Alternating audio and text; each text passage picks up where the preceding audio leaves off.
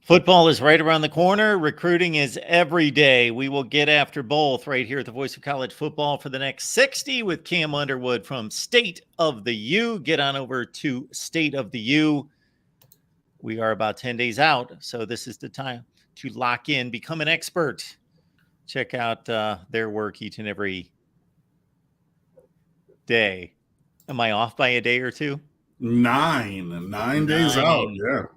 So next week, Friday, for those of you who are watching and listening, remembering that 2 of our first 3 games are weeknight games. So on Friday, September the 1st, Miami opens with the Battle of Miami, meaning the University of Miami, Florida, and Miami University from Ohio getting together at Hard Rock Stadium for the season opener for both teams. So, we're into the single digits, which is great. And just really around the corner. So pushing towards kickoff and everything. So the practices have started to be closed. Cristobal and them going 0 dark 30. Usual in week or game week operations coming up and everything. So it's here. So we've been waiting this long off season, but that patience is paid off, my friends. All right. We've got recruiting news. We've got what has transpired to the negative, what has transpired to the positive, and what is speculation and soon to be announced. So I guess we start with the miss on Cam Franklin to Ole Miss. Yeah, man. Spoke about it last week. I'm not going to belabor the point too long here, but that's a huge miss, man. This guy, I looked on his 247 profile. It said that he had 4 visits this calendar year. I know that they're missing at least a couple. It's 6 or 7 times that he was on campus this year. Just from unofficial visits to elite prospect day to whatever they're calling the camp now, the Legends camp, to a couple other times like, hey, I'm just going to pop up, and whatnot. And just everything that went into that recruitment, all the resources and time and effort, only to see him start to lean towards Auburn about, this time last week, and then decide to stay home in Mississippi when he announced on Saturday. That's just a massive miss, and this is where I know Kyler Renkane, I know that you're watching. And because he came in my Twitter mentions, which I'm here for, and I'm not saying it was bad. It was a continued interaction from the show, right? And he was talking about, a couple weeks ago, Cam was talking about Joe Salavea was doing okay at recruiting. He was, right? This is before we missed on the kid from Chicago to Ohio State. This is before he missed on Cam Franklin. This is before the rumor started swirling about, the kid from Blountstown going to Artavis Jones going to Florida State. This is before potentially whatever happens with David Stone. So, at that time, he was doing okay with targets still on the board. I'm not wrong for that. It was proven over the course of time, that wasn't proven false, but the trajectory of that definitely changed from potentially good to potentially bad or actually bad. So where we are now, right, where you've missed out on, multiple guys. What is the kid's name? I keep doing this. The one who went to Ohio State. He's from Chicago. Huh? Oh, the one to Chicago, Justin Scott, right. Okay, cool. So you missed Justin Scott. You've now missed on Cam Franklin, another 4-star, 5-star defensive tackle. The Artavis Jones chatter is still going on that he might flip to Florida State. And as we sit here right now, I don't think that we're getting David Stone, right? That he's going to probably go to Oklahoma. This is a very different situation than the one that we talked about maybe 6 weeks ago, right? Now, and I wrote this after missing on Franklin, I said Joe Salavea is on the clock because you cannot continue to whiff on guys at positions of need. Guys, we've been over this about wide receivers forever, right? We know this. And it's just okay, well, you get one guy, you get a couple developmental guys and everything, cool. So you got Leonard Taylor a couple years ago. Where's the next? I mean, okay, depending on where we play Ruben Bain, I think he's going to split between inside and outside, but I don't. At this point, he's not a pure defensive tackle. Maybe, I mean, he's already 6'3", 275. He's thickly built. So maybe he finds a home at a 5 or a 3 tech, right? So he moves more inside, whether it's a 3-4, or, 30 or 40 front. Either way, he plays inside more than he plays outside. Okay, fine. You can even say that that's the one guy that he got because, Leonard Taylor was already committed here and playing here by the time that Salavea got here. Past that, what do we got?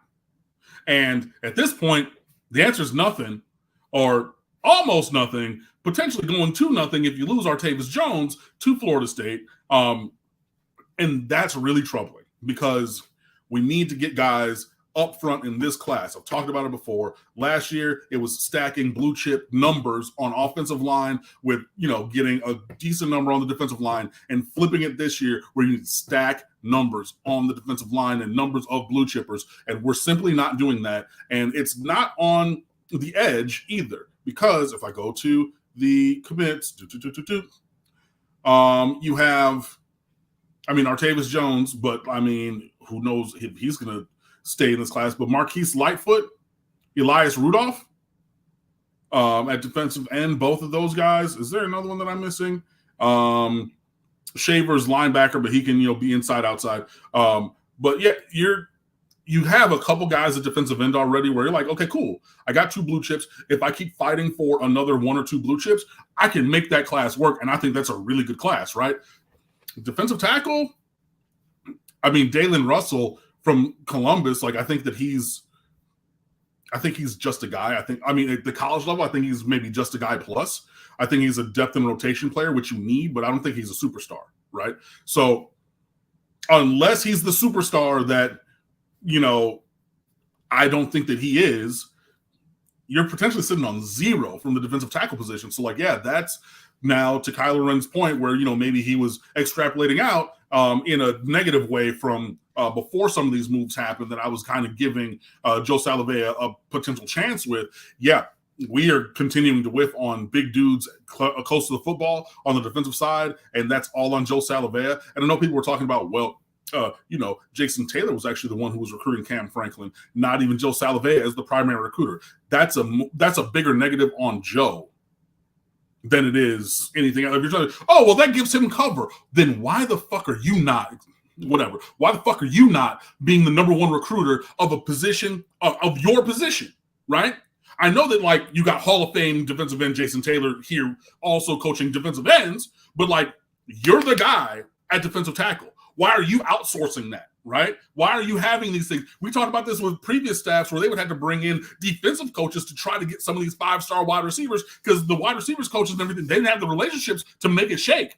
So they're like, hey, get anybody you can to try to get this kid to listen, even if you don't coach that side of the ball, right? So we're at a point right now where, if Joe Salavea misses on David Stone on Saturday, which is entirely possible, buddy, I know that he is an assistant coach on this staff and a part of the machine and everything, but to me, unless you get all of the greatest defensive tackles in the transfer portal after the season, this kind of negative performance on the recruiting trail is fireable to me. But onward we go, and we'll see what happens with Dave Stone. But, that soliloquy should let you know that I don't feel good about where that's going to shake. I got the point, and definitely to Cam's original point, with updated information comes updated evaluation. So that's where we stand now. Leroy is making this a Big Ten show, but thank you so much for the contribution, sir. We appreciate you being here, faithful viewer. Your Michigan Wolverines better watch out in 2 years because Ohio State is recruiting defensive linemen. What do you think? That's a thing that they've always done. They've had very high draft picks at that position. The coach is incredible. I don't like him, but I respect him. He does an incredible job recruiting and developing and deploying and everything. They had issues at the back end in terms of run fits because, Michigan's offensive line, they've put things in place there where that is one of the best offensive lines in the country. And they didn't even need to like really move. Like they didn't need to push back Ohio State's defensive line these last 2 years. They held them at a stalemate, maybe got a little bit of a push, opened the holes laterally, and then they're like, okay, cool. If a guard is creeping up to that second level, or if that fullback, tight end, whomever, if they can get to that second level, we think that we have or Michigan thinks they have a real big advantage there. And you saw that, especially in the second half of that game last year, where it's like, okay, like defensive line, offensive line was kind of a stalemate. Then all of a sudden, bam, Donovan Edwards is gone for 80, 85, to the house, because linebackers are not feeling right. Because of some of the way that they dress things up, safeties are taking wrong angles, and all of a sudden, you got a guy like Donovan Edwards. Shout out to West Bloomfield, where my aunt and uncle live. In Michigan, if he's leaving, and you saw that. So I mean, you're going to always have teams of that ilk of both sides recruiting both sides of the line very strongly and at an elite level. You look at all the guys from Michigan that have gone to the league along both lines recently. State, they just had 2 offensive linemen taken in the top 3 rounds. These things are going to continue. But if we spin that back to the Miami side, this is why the recruiting on both offensive and defensive lines has to improve, so that we can be in that big boy heavyweight class of program that's not always just trying to be, it has worked in the past for Miami. I'm going to make a reference to Friday Night Lights because I was just rereading some of that book. The book is better than the movie and the television show. You should really read it if you love like football. And HG Buzz Bissinger, he literally moved to Permian, Texas for the year, like left his job in Pittsburgh, I think it was, him and his wife and kid, and like he lived there. And as he reported for this book, you really should read Friday Night Lights if you're a football fan, honestly and truly. It worked for Miami at a time when they were Odessa Permian from the movie, right? The faster, tougher team, and things like that. But at a point, it gets you get tired having undersized linebackers like Chavo, right? When you have Emory Christian, who's like the one guy at defensive end who is like the size that you need, but he's the only guy in the entire school. You know what you want to be sometimes? Dallas Carter. That offensive line is all 6'5", 330. Their wide receivers are 6'2", 210, running 4.5s. They got a 5'10", 225-pound running back, that linebacker, defensive end, safety. You want to be that team. When you get off the bus and everybody looks like, God damn. Sometimes you want to be that team, right? And that is the mentality of Mario Cristobal from a roster construction standpoint. Used to be Odessa Permian, not from a size perspective. Now we want to be Dallas Carter, and the recruiting has to be there to get there. And in terms of Joe Salavan, defensive tackle right now, it is woefully not happening. I don't bring this name up because of I want to take this in another direction, but it all comes kind of full circle in a number of ways, because you related the defensive line issues in recruiting to wide receiver issues for an area of the country where there should not be an issue, and with a legacy at Miami where there shouldn't be an issue in recruiting wide receivers.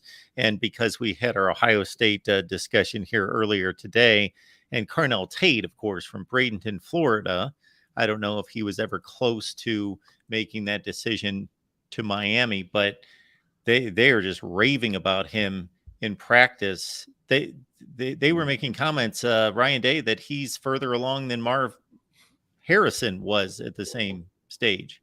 Yeah, and Carnell Tate, again, he's one of those guys who went to IMG. He's not from here. He's from Chicago. He played up there for 3 years. So he went back to his home region, just like we're talking about potentially happening with David Stone, where he played up there for, I think he played up in Chicago for 2 years and then IMG for 2, but then went back to his home region as, he chose the Acorns and everything along with Brandon Ennis from down here and everything. So, we did recruit him. We tried to kind of get a toe in the door with both Ennis and Tate. Obviously that did not come to fruition, but still, we've seen Miami miss on guys at these positions over and over and over again. And it's tilting back in that way in a real problematic way. Honestly, if we're being true to it, the number and quality of the misses at the defensive tackle position specifically, if this continues throughout this class and it does not change and we do not find that Mike Rump special 4-star, if we don't find an Anez Cooper like out of thin air, 3-star, 4-star, whatever, but a guy who's like 6'3", 320 and can play day one at defensive tackle, like out of thin air. That I mentioned Mike Rumpf. He, like, when he was cornerbacks coach, every year he found a blue chip or two in that last month. And would every year, boom, boom, boom. The Mike Rumpf end of cycle special. Like I wrote about it, other guys, we've been talking about that, right? Unless we find one of those, two of those, three of those at defensive tackle, whether that's from high school and or transfer portal with Joe here, the misses at that position are problematic, as in they will manifest themselves negatively for this team moving forward unless something and some things change along that end. And honestly, the common denominator at this point, the coach who's missed in recruiting for the last couple of years. Corey, thank you so much for being here at the Voice of College Football, our Miami show that only goes because Cam's here. We appreciate Cam, of course, who's been the stalwart of this channel for years and years and years. We got Corey with this question. What will mean more in the Miami of Ohio game to display a dominant run game or a dominant pass game? Joaquin said dominate. I don't really discriminate on that. I think it needs to be all three phases. 4 phases, 5 phases. So offense, defense, and special teams. I want the game planning, so that's a separate phase. And I want the in-game coaching, which is a separate phase. I want all 5 phases. If you want to add in a couple other things, like the fans being there and being loud, that's a 6th phase. If you want the luck to go our way, that's a 7th phase. I want every single phase to be domination. That's what I think we should see. So, yeah, I want to see a dominant run game. I want to see us, whenever we really want to, get what we want to on the ground. Whether, what was his name? Leroy Horde, University of Michigan, and the Cleveland Browns. You need 3 yards, I'm going to get you 4. You need 5 yards, I'm going to get you 4. Sometimes you just need the 4 yards, right? Because, 4 yards of the clip all the way down the field, that's a first down every 3 plays and a touchdown at the end of the drive. Also, I want to see some holes get gashed open like the Red Sea, and one of these running backs, shout out to A.J. Allen, redshirt freshman from Louisiana who transferred from Nebraska, hey, maybe he gets loose for 70 or 80 yards. I would love to see that. I also want to see this passing game, which we've been talking about. Tyler Van Dyke was written by Adam Lichtenstein of the South Florida Sun Sentinel today. Tyler Van Dyke was talking about last year the offense was centered around get open first, with like no real deep throw component. And it's like this year, we're pushing the ball vertical. I want to see it, and I want to see it at a high level, which we know that Tyler Van Dyke can deliver, but connecting with his receivers. Jacoby George, who every time that there's a practice session, every time that there's a camp of any kind since he's been here, Jacoby George is uncoverable. He's the greatest. He's going to be blah, blah, blah. I would love to maybe see that on the field. I would love to see Ray Joseph get loose. I would love to see Colby Young head top somebody. I would love to see Elijah Arroyo and Riley Williams and Cam McDonald, even the 97th year tight end from Oregon. He's probably going to be more of a run blocker, but hey, even if he catches a couple passes and things like that, I want to see that. I want to see stuffs in the run game. I want to see blitzes. I want to see tackles for loss. I want to see big hits, interceptions, fumbles recovered. I want to see great actually, I don't even want to see the punter. I want to see the punter when he's holding for field goals and extra points. I want to see great kicking as the Borregales kicking dynasty continues. I want to see incredible return game. I want to see energy. I want to see all that stuff. So no matter how many phases you count in the game, right? Whether you want to be, okay, fine. Cam is exaggerating for comedic effect, which he sometimes does. I do. If you want to stick to the tenets of football, offense, defense, special teams, domination. You want to add in coaching? Domination. You want to add in all those other things? Domination. That's what I want to see holistically. Why? Because Joaquin said dominate, and I remember that shit.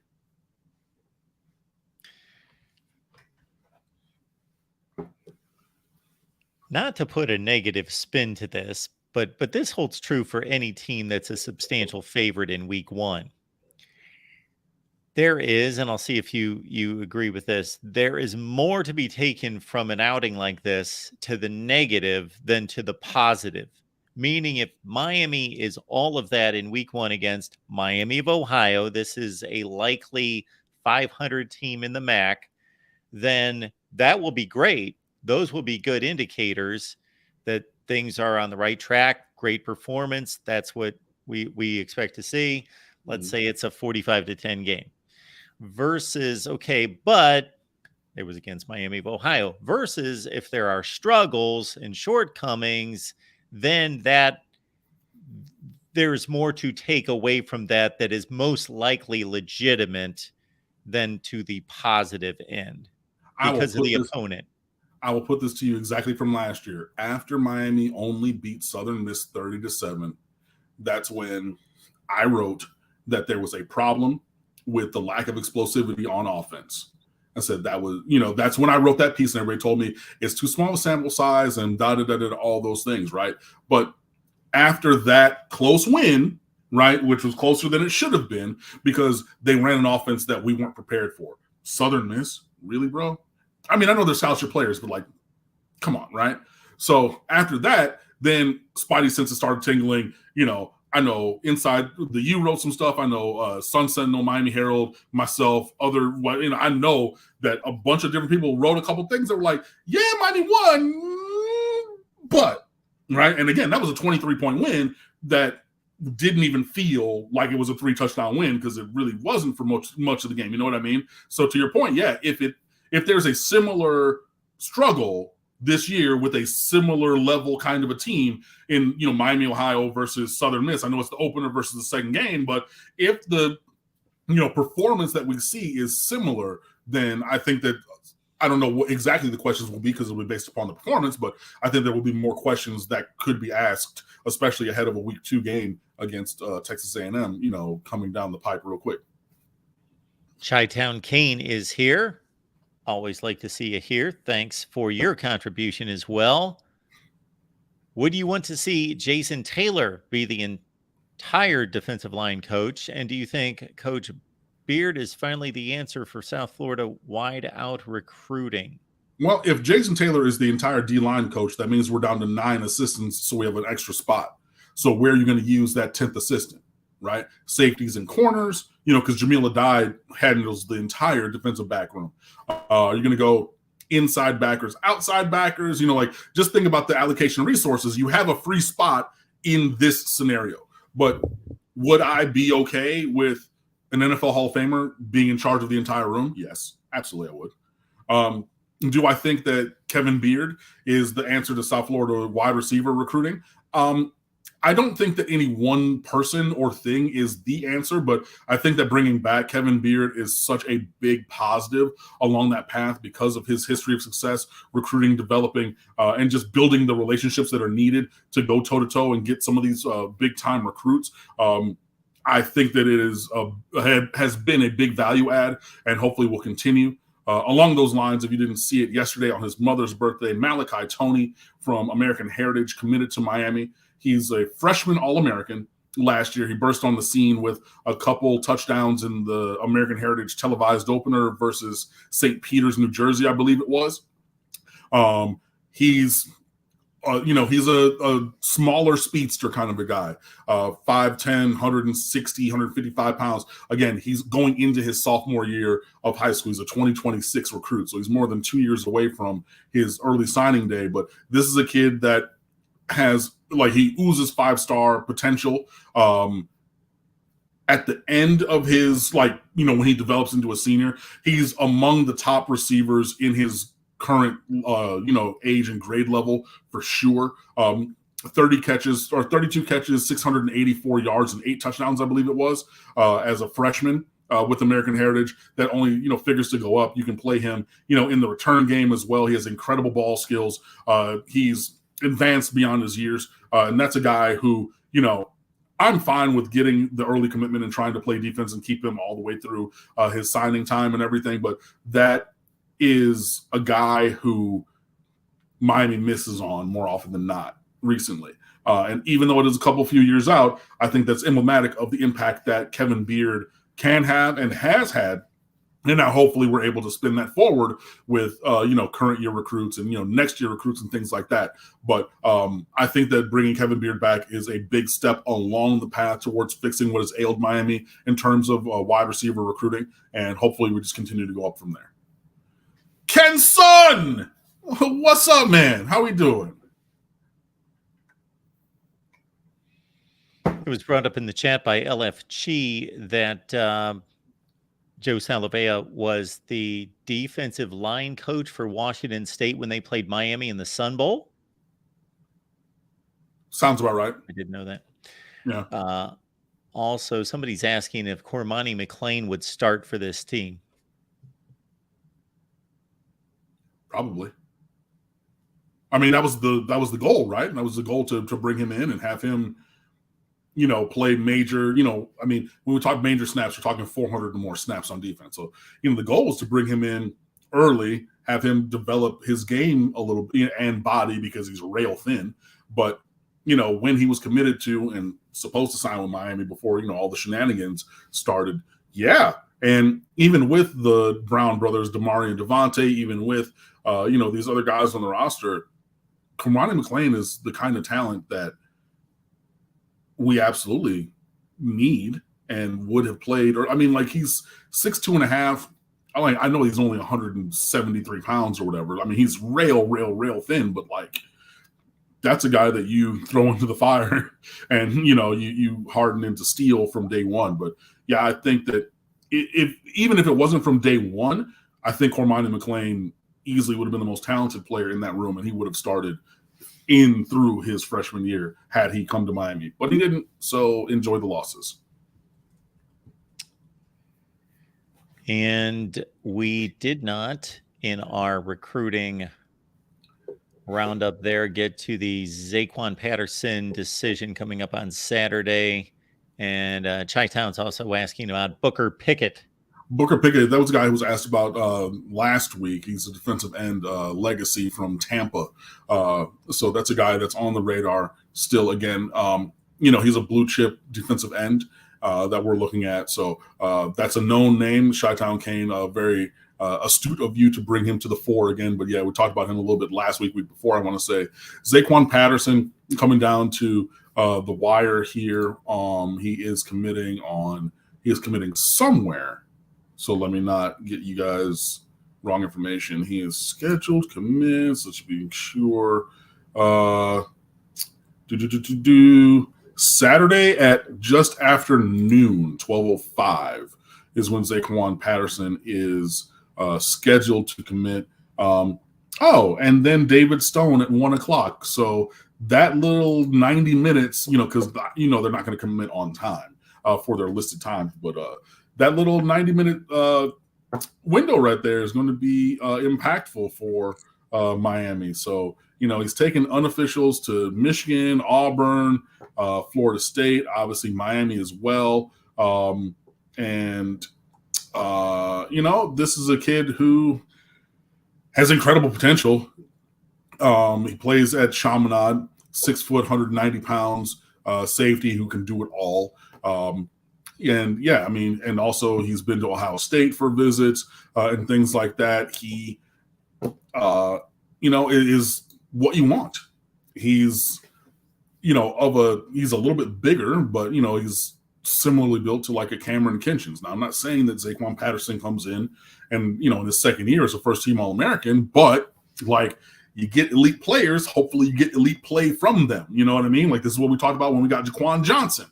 Like, how many players have ever been 4-time first-team all-day players? Not many. And when you have a guy like that, he comes in and, hopefully continues to play that level. So it is going to be a battle down to the end for Zaquan Patterson. I feel better about that than I do about David Stone, which I clearly stated already. But in that, those two are committing within 90 minutes of each other or less, depending on how quickly they get to, saying their destination. It is my hope that Miami at least splits on Saturday between Patterson and Stone. Going 0-for-2, that would be very, very, very negative in terms of the trajectory at present of any momentum and building towards this class, building towards early signing and which is really now signing day. So, hopeful. With Zaquan, I think that we're in a better place than we are with David Stone. And again, I would love to be proven wrong. I would love to, have both of those guys come out really quick and be like, hey, going to Miami. Boom, just real quick like that, right? I would love that to be the case. I just don't see it being the case. And it'll be interesting because I've seen, Inside the U, I saw David Lake. He wrote a piece talking about how getting David Stone would be something that would spring Miami's recruiting momentum forward. But knowing David, I also know that he has the reaction piece ready on if that goes a different way than how what could have been a trampoline is now turned into a sinkhole in terms of the momentum and trajectory of this class. So I'm very interested to see on that. But yeah, I think Zaquan, Miami but Miami has a better shot with him than David Stone, and Booker Pickett is among the blue chip defensive ends that we are looking at to continue to build that part of our class as well. Folks, the YouTube algorithm favors that like button, so that's an easy thing to do. So please just hit the like button. We appreciate everyone that's supporting us in any way, and in particular, these super chats that are coming in. Thank you so much for those. They help us grow and build the channel. And we've got Leroy coming back with this one. The 5-star defensive lineman from Miami Central. How are we looking with him, and is he better than Ruben Bain? You're talking about Armani Blount from the next class, or are you talking about what's his face who moved down here from California? What was it, T.A. Cunningham or TK and his brother RK or something like that? Armani Blount, because he went to Dillard for a couple of years. That's a guy who, is a 25 recruit, so he's not in this current class, but has been at the top of the list in terms of 25ers for Miami, even from his time when he was at Dillard. And, Miami actually recently did fairly well recruiting Dillard until Blount. Okay, yeah. So looking at that, but he had 6 sacks in their preseason or kickoff classic last weekend. So didn't forget how to play football since he moved from Central Fort Lauderdale to Central Miami for high school. But that's a kid who everybody's going to be after. Miami's been heavy on the trail because, again, have recruited several guys that he played with. Guys like Nigel Kelly, guys like Anton Jackson. I know that he ended up flipping and chasing his little girlfriend to go to East Carolina. But Miami had recruited several guys, from Dillard, so they had been around, a known name, obviously, in those at that school, in those halls and everything. So had started to build that relationship there, and then we have more than a few players on the team from Miami Central as well. So Miami will continue to push for him.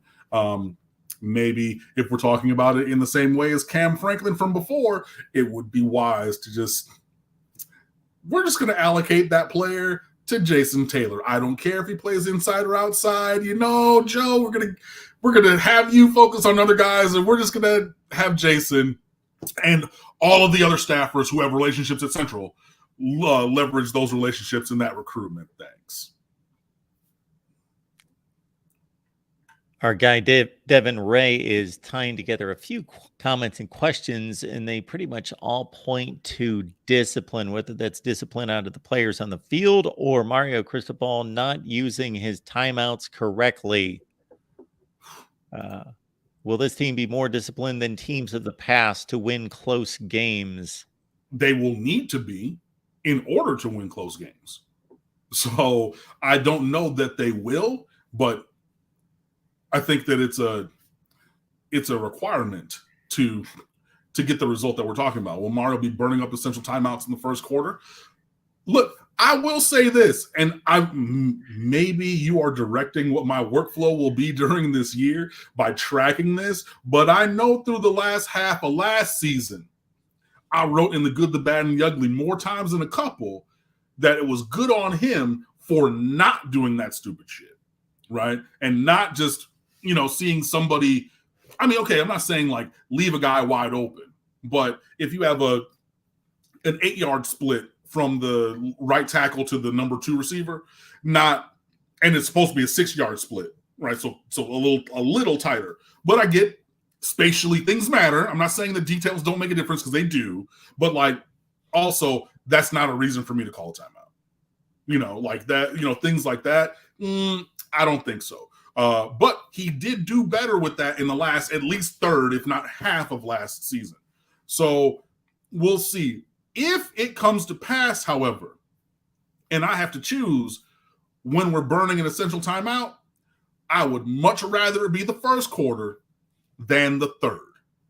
And even when Mario was burning those timeouts early, it was more first quarter stuff than third quarter stuff. But then also looking back at last season, maybe Mario knew, hey, I got to call some timeouts and I got to step in here now. Because if we don't get things settled from jump, it's going to be ugly, which it was, right? So maybe we give a little grace and say he knew his team pretty well and saying, I got to try to keep this competitive here up front, because if that pebble starts going down this hill, it's going to become a boulder and an avalanche and kill all the villagers, which it did. So hopefully not, but I'm infinitely better with those timeouts, those previously, burned, wasted early timeouts happening in the first quarter than the third, because third quarter is the second half,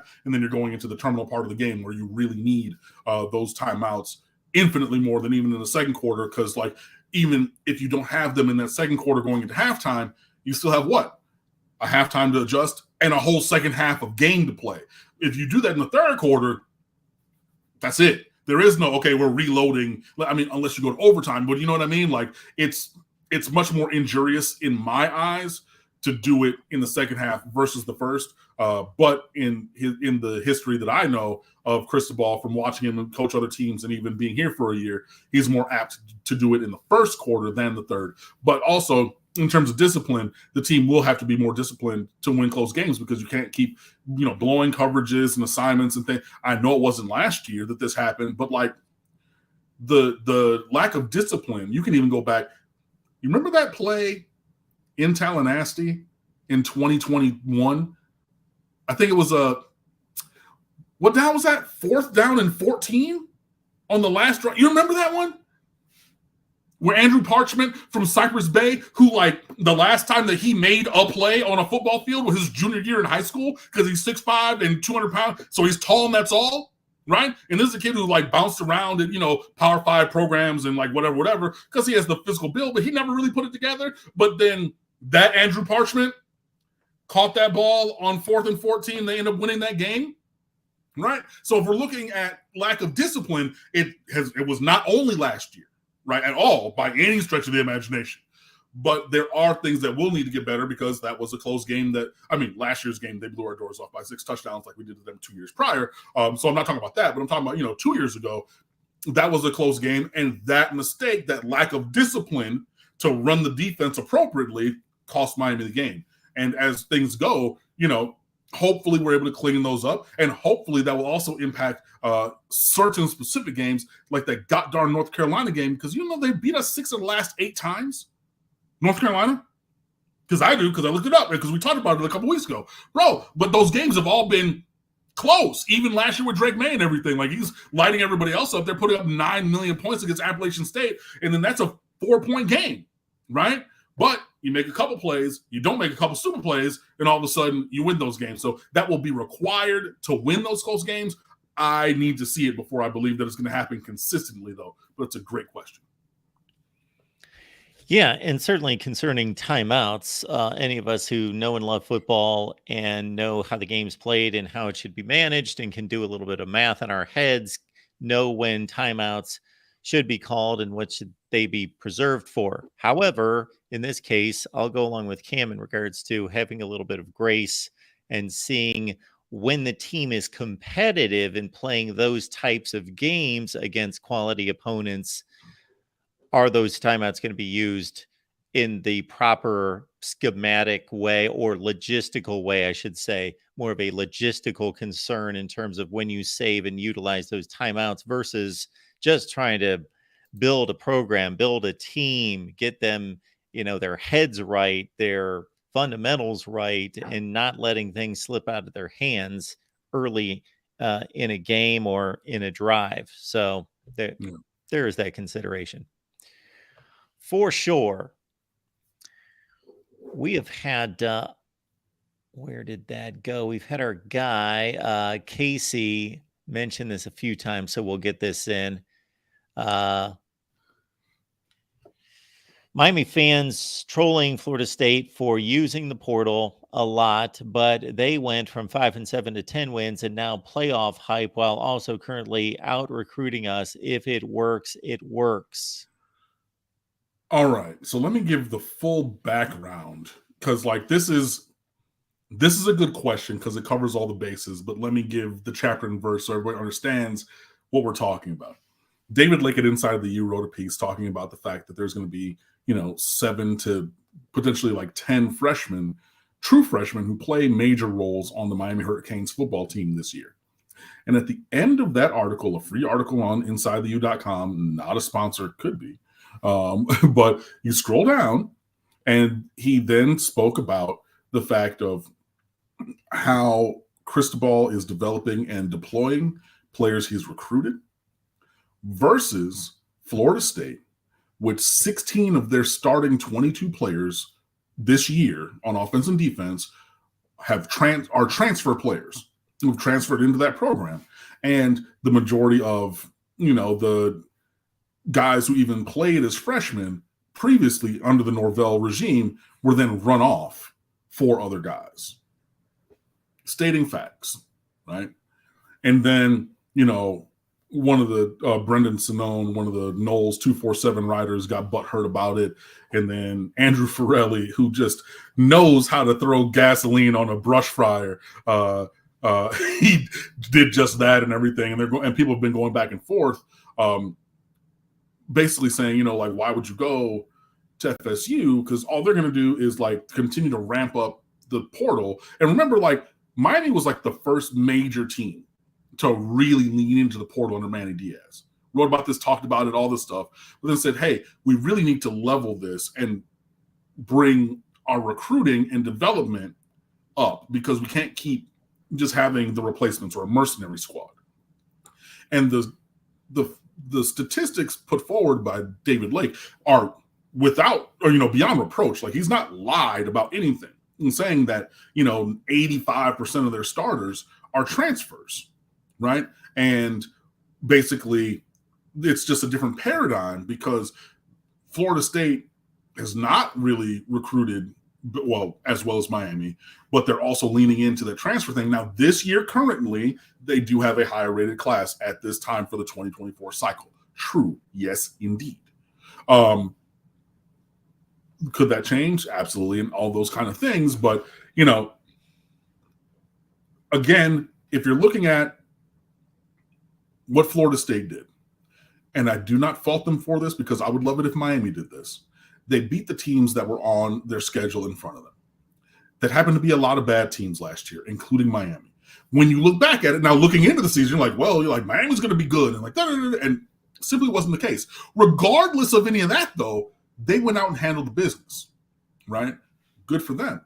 But it's just speaking to a difference in the paradigm of building a program that continues to be focused on transfer additions and players as opposed to as like the major foundation across the roster, right? As opposed to sprinkling in a couple here and there and developing around that. For example, I'm not saying that Miami hasn't gotten any transfers. 2 of our starting 5 offensive linemen, Javion Cohen and Matt Lee, are transfers. But who's playing around them? Guys who have been here. Akeem Mesidor transferred in, but the other 3 defensive linemen who are going to start were here. Did we need to go get multiple guys in linebacker? Absolutely. Hopefully, Wesley Basaint is the starter next to Francisco Malagoa. But even if he is, KJ Cloyd is going to play big numbers at that position. So 2 of your top 3 linebackers. Yeah. And you get one of the Brown brothers, Devontae, and then you get Damari and everything. I get it. I'm not saying that we're without transfers, but it's just the way that we're using them and how we're developing the guys who have been here, because the guys at the top of Florida State's roster pretty invariably are all transferred. And then Farrelly, as he followed up, because he's one of those, well, I'm just going to say this and let it go, but that happens like 8 times. Florida State's top 6 or 8 draft prospects are all transfers. Every single one. I think it's the 5th of 6th or the 7th of 8th, whichever the next to last one on Miami's list, is the only transfer, that being Javion Cohen, right? So you're just looking at these things. So if it works, it works. Yeah, I do think that it was a measure of smoke and mirrors, because they really did hit a year where they ran into a lot of bad teams, including Miami. But and this is why they're trying to lean into that last point you're talking about. Well, they currently are out recruiting us, in this class and everything, but like Miami's been doing this for a couple of years. Falconer TRX showing up. Appreciate you. Good to see you. And thank you for the contribution, as always, Falconer TRX. Very good, very good. All right. I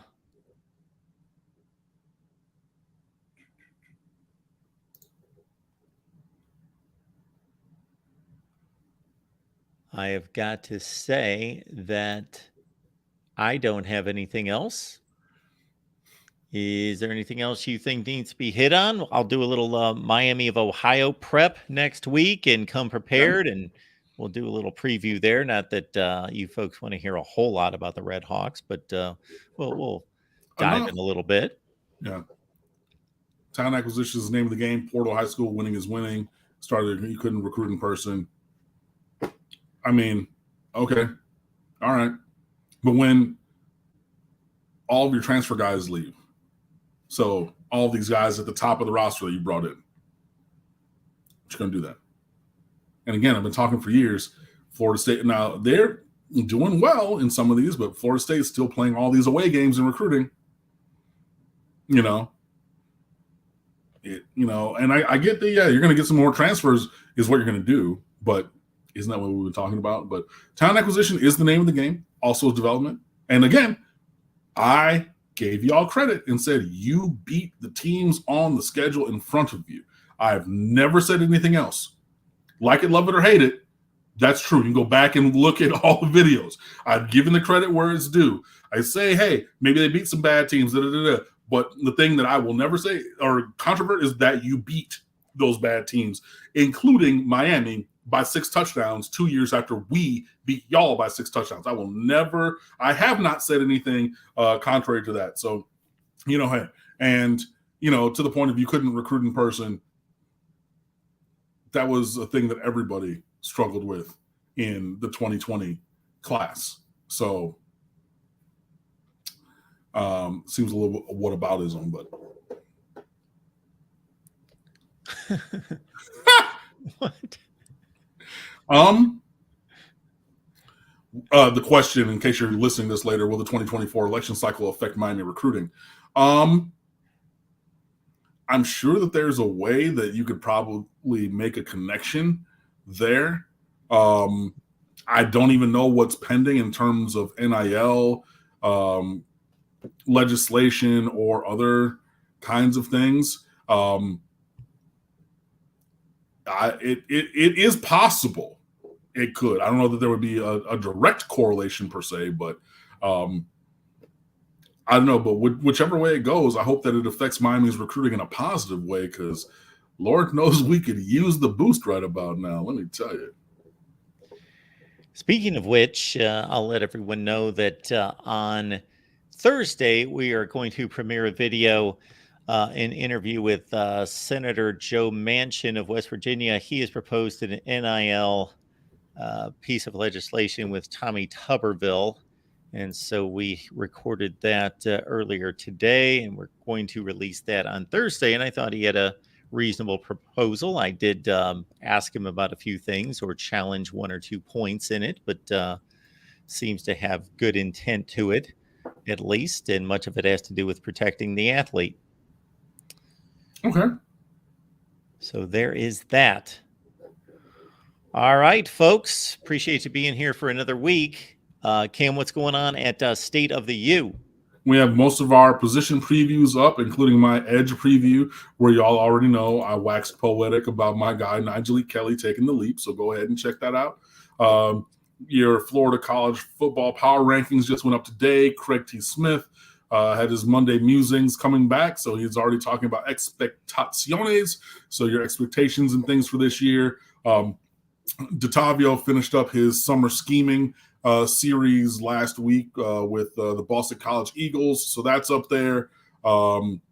So you can look into some X's and O's. I know that he was on here a couple weeks ago. So if you want more of that, and you should, because he's really great at it, go and check that out. You got a new season of Miami Hurricanes gear roundup by Kappa Kane. So if you need some new Miami Hurricanes swag, including if you are a sneakerhead like me, I know I haven't done my Canes Kicks update. I think I wrote the first, maybe 1, 2, whatever. I don't know how many I actually wrote, but there are low top Nike Dunks in Miami Hurricanes colors that just came out they're actual orange and green with the white laces. So I think they come with white and green laces, both.